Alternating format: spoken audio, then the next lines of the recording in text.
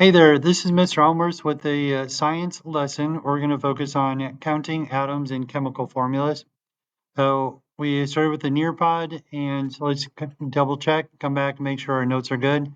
So in order to identify what the elements are within the chemical formula, we're going to focus on the names based on the capital letters and lowercase letters uh, found on the table of elements. So capital K by itself is going to be potassium. And capital B with lowercase r. The lowercase letters go with the capital letters to help further identify what that element is. So Br is going to be bromine. In order to identify what is in the chemical formulas, we're going to have to separate the elements by putting a box around the elements, focusing on the capital letters, and then also the capital letters and any lowercase letters to the right of them. So the first one here, K, capital, and the B with lowercase r, is going to be two elements. So it's going to be capital K is going to be potassium, and capital B with lowercase r is going to represent bromine. So here's another example. We have NaHCO3. N lowercase a is going to stand for sodium, Na. Capital H without a lowercase letter is going to be hydrogen. Then we have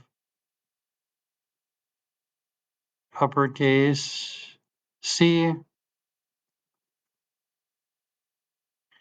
Okay, let me see. I'm gonna do better with that box. Here we go. H and then C. There we go. And then uppercase O by itself. And then we're going to talk about the little subscript 3 to the right in just a moment. So Na is going to be sodium as an element.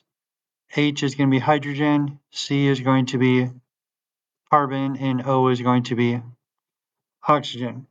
Now these little numbers to the bottom right of the letters, where those are going to be subscripts, and it's going to tell you how many of those atoms, how many oxygen, for example, are bound together in the compound.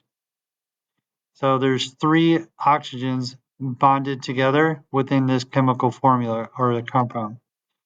So using that strategy down below, we have C, H, and O, all capital letters, and that's going to be carbon and subscript 6. So there's 6 carbon, 12 hydrogen, and then 6 oxygen. Now, one other thing to look for is a number in front of the chemical formula. For example, right here, this 2 is going to multiply all of the formula that's bonded together. And that number that's multiplying, we're going to call that a coefficient. So for those of you who are familiar with your math terms, a number outside of a group here multiplies the whole group.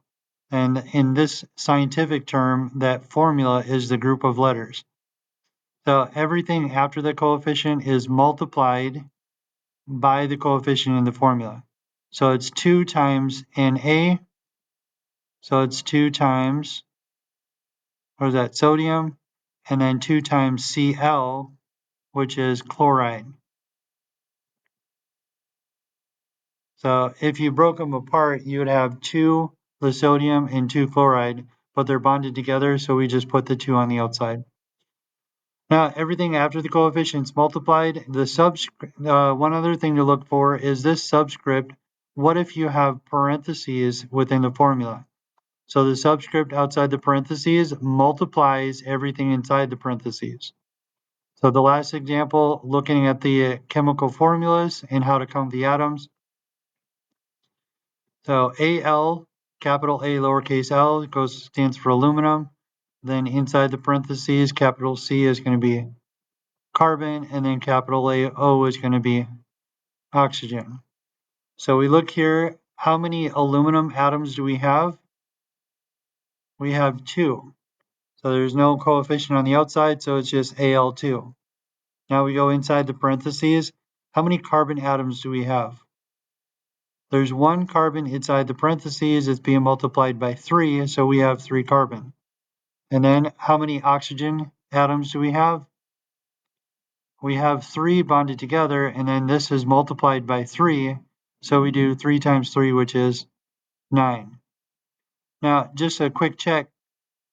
This chemical formula, how many total atoms do we have? 9 plus 3 plus 2.